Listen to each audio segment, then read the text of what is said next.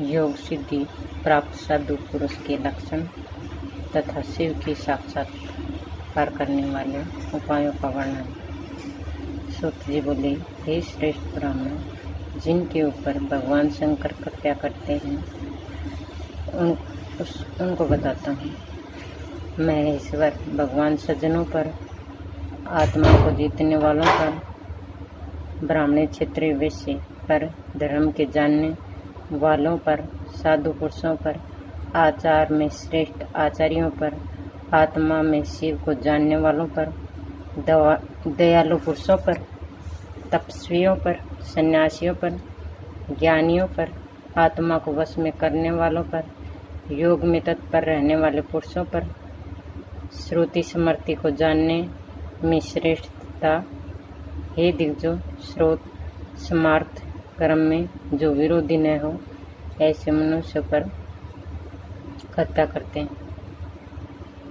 अब इन सब की अलग अलग व्याख्या करते हुए सूत जी कहते हैं, हे दिग्गजों, जो श्रेष्ठ पुरुष ब्रह्मा के पास ले जाए अथवा जाए वे संत कहे हैं। 10 इंद्रियों के विषय को दूर करके 8 प्रकार के लक्षणों से युक्त जो पुरुष हैं, जो सामान्य स्थिति में तो धन की कमी व अधिकता में न तो क्रोध करते न हर्ष करते, वे जितात्मा पुरुष कहे जाते हैं। ब्राह्मण क्षत्रिय वैश्य में युक्त पुरुष द्विजाति कहलाते हैं। वर्ण आश्रमों से युक्त ये द्विजाति जन सुख में करने वाले हैं। स्रोत स्मार्थ ये धर्म का ज्ञान करना, यह धर्म कहा गया है। विद्या के साधन के द्वारा जो ब्रह्मचारी और गुरु की सेवा में रहने वाला पुरुष साधु है। क्रिया की साधना के द्वारा गृहस्थ भी साधु है, ऐसा कहा है। तपस्या की साधना करने के कारण वन में रहने वाला व्याख्यान सभी साधु कहा गया है। यतन करने वाला यति भी साधु ही है, क्योंकि वह योग साधना करता है। इस प्रकार धर्म आश्रमों के साधन करने वाले को साधु कहा गया है। चाहे वह गृहस्थ हो, ब्रह्मचारी हो, वानप्रस्थ हो या यति हो। धर्म अधर्म शब्दों को समझाकर जो कर्म में तत्पर होता है तथा क्रियाशील होता है, उसे धर्मज्ञ को आचार्य करना चाहिए। कार्य को कुशल पूर्वक करना धर्म तथा अकुशलता से करना ही यह धर्म है। धारणा करने योग्य धर्मों को करने के कारण इसे धर्म कहा गया। अधारणा करने योग्य धर्म ही अधर्म कहे गए हैं। धर्म के द्वारा इष्ट की प्राप्ति आचार्यों द्वारा उपदेशों से की गई है तथा अधर्म से अनिष्ट की प्राप्ति बताई गई है। वृद्ध जो लोलुप न हो, आत्मज्ञानी हो, अदम्भी हो, अच्छे प्रकार विनीत हो, सरल हो, आदि गुण संपन्न जन आचार्य कहे गए हैं। अपने आप भी जो धर्म आचरण करते हैं तथा दूसरों में भी आचार स्थापित करते हैं, शास्त्र और उनमें धर्मों का भली भांति आचरण करने वाले आचार्य कहलाते हैं। श्रवण करने से जो कर्म किया जाता है उसे श्रोत तथा स्मरण करने से जो कर्म किया जाता है उसे स्मार्थ कहा गया है। वेद वहित जो यज्ञ आदि कर्म है वे श्रोत कर्म है। सर्व तथा वर्ण आश्रमों को बताए हुए जो कर्म है वे स्मार्थ कर्म है।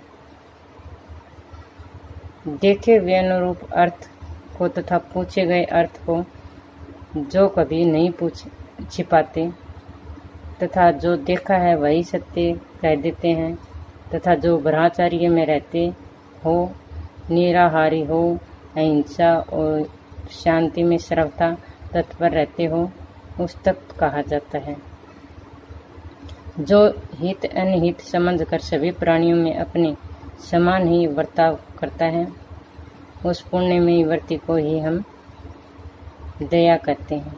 जो हव्य उचित न्याय पूर्वक आया है और वह गुणवान को दिया जाए, वह दान लक्षण कहा गया है। छोटा बीच का तथा बड़ा इस प्रकार का कहा गया है। करुणा पूर्वक सभी प्राणियों को बराबर भागों में बांट दिया जाए, उसे मध्यम यानी बीच का दान कहा गया है। श्रुति स्मृति के द्वारा बताया गया तथा वर्णाश्रमों को बताया गया। माया और कर्म के फल को त्याग देने वाला योगी ही शिवात्मा है तथा वह अपने अंदर ही शिव को देखता है। सभी दोषों को त्याग देने वाला पुरुष ही युक्त योगी कहा गया है। जो पुरुष असंयमी न हो तथा विश्व में आसक्त न हो, विचारवान हो, लोभी न हो, वही सच्चा संयमकारी है। अपने लिए अथवा दूसरों के लिए अपनी इंद्रियों को समान रूप से प्रयोग करता है तथा कभी झूठ में अपनी आत्मा को प्रवेश नहीं होने देता। यह सम के लक्षण है। अनिष्ट में कभी भयभीत नहीं होता तथा इष्ट में कभी प्रसन्न न हो। ताप तथा विषाद, निवृत्ति और विरक्ति में सदा अलग रहे, वह संन्यास का लक्षण है। कर्मों की आसक्ति न रखना अर्थात कर्मों से अलग रहना ही संन्यास है। चेतना अचेतना का विशेष ज्ञान ही वास्तव में ज्ञान है। इसी प्रकार के ज्ञान युक्त को श्रद्धा युक्त योगी पर भगवान शंकर की कृपा होती है, संशय नहीं है। हे ब्राह्मणों, वास्तव में यही धर्म है, किंतु परमेश्वर के विषय में हुआ यानी छुपा हुआ जो रहस्य है उसे सब जगह प्रकट न करें। शिव की भक्ति ऐसे पुरुष को बिना संदेह के ही मुक्ति प्रदान कर देती है। भगवान शिव अपने भक्त के वश में रहते हैं, चाहे वह अयोग्य ही क्यों न हो। उसे अनेक प्रकार के अंधकारों से छुटाकर उस पर प्रसन्न होते हैं। उस ज्ञान, अध्ययन, पढ़ाना, हवन करना, ध्यान, तप, वेद शास्त्र पढ़ना या सुनना, दान देना, हजारों चंद्रायण व्रत करना और भी अनेक प्रकार के व्रतादि रखना भक्त के लिए जरूरी नहीं है। उस पर तो शिव सदा प्रसन्न रहते हैं। ये श्रेष्ठ पुरुष मुनियों, जो लोग भगवान शिव की भक्ति नहीं करते वे इस पर्वत की गुफा के समान संसार में गिरते हैं और भगत भगवान के द्वारा उठा लिए जाते हैं। हे ब्राह्मणों, जब मनुष्य इस संसार में भक्तों के दर्शन मात्र से ही स्वर्ग आदि लोकों को प्राप्त कर लेता है, तो भक्तों के लिए तो दुर्लभ ही क्या है। भक्त लोग भगवान शिव की कृपा से ब्रह्मा, विष्णु तथा देवताओं के राजा इंद्र तथा और भी अन्य उत्तम स्थानों व पदों को प्राप्त कर लेते हैं। भक्ति से मुनि लोगों को बल एवं सौभाग्य की प्राप्ति होती है। हे ब्राह्मणों, प्राचीन समय में बनारस के अभिमुक्त क्षेत्र में विराजमान भगवान श्री महेश्वर जो रुद्र हैं, उसे भगवती पार्वती ने जो बात पूछी थी और जो भगवान रुद्र ने रुद्राणी शिव पार्वती को जो बताया, देवी पार्वती को जो बताया, वह सुनाता हूँ। वाराणसीपुरी में भगवान रुद्र को प्राप्त कर भगवती इस प्रकार पूछने लगी। देवी बोली, हे प्रभु, हे महादेव जी, आप किस उपाय या पूजा के द्वारा वश में हो जाते हैं? विद्या के द्वारा, तपस्या के द्वारा अथवा योग के द्वारा? सो मुझे आप कृपया करके बतलाइए। सूत जी कहने लगे, हे ऋषियों, इस प्रकार भगवती के वचनों को सुनकर शिव जी ने पार्वती जी को देखा। फिर बोला, चंद्रमा के तिलक को धारण करने वाले शिव जी, पूर्ण चंद्रमा के समान सुंदर मुख वाली पार्वती जी से हंसते हुए इस प्रकार बोले, हे देवी, इस सुंदर पुरी को प्राप्त करके बहुत ही सुंदर प्रश्न तुमने पूछा। हे पार्वती जी, इस प्रकार का प्रश्न बहुत समय पहले हिमालय की पत्नी मीना ने हिमालय से किया था, उसका मुझे स्मरण हो रहा है। हे विलासिनी, जो तुम्हें आज पूछा वह पूर्व काल में पितामह ब्रह्मा जी ने पूछा था। हे कल्याणी, ब्रह्मा ने मुझे श्वेत नामक कल्प में श्वेत वर्ण का देखा तथा दघोजात नामक मेरे अवतार को देखा। रक्त कल्प में मुझे लाल रंग को देखा। ईशान कल्प में विश्व रूपाख्या को देखा।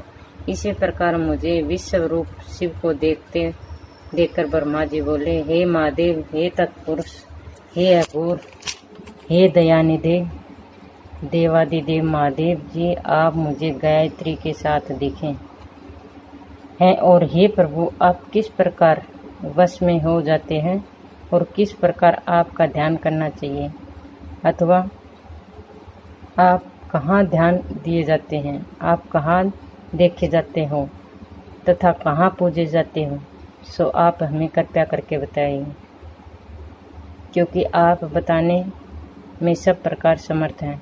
भगवान बोले, हे कमल से पैदा होने वाले ब्रह्मा जी, मैं तो केवल श्रद्धा से ही वश में हो जाता हूँ।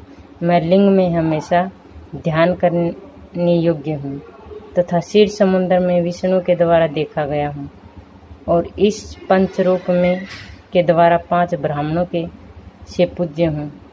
मेरा ऐसा कहने से ब्रह्मा जी बड़े भाव से बोले, हे जगत गुरु, वास्तव में आप मुझे आज भी भक्ति से ही दिखे हो। ऐसा कहकर मेरे लिए अधिक श्रद्धा भाव दिखाया। सो हे पार्वती जी, मैं श्रद्धा से वश में होता हूँ और लिंग में ही पूज्य हूँ। श्रद्धापूर्वक ब्राह्मण के द्वारा मेरी पूजा करनी चाहिए, क्योंकि श्रद्धा में ही परम धर्म है। श्रद्धा ही सूक्ष्म ज्ञान तप हवन है। श्रद्धा ही मोक्ष स्वर्ग आदि सभी हैं और श्रद्धा से ही सदा मैं दर्शन देता हूँ।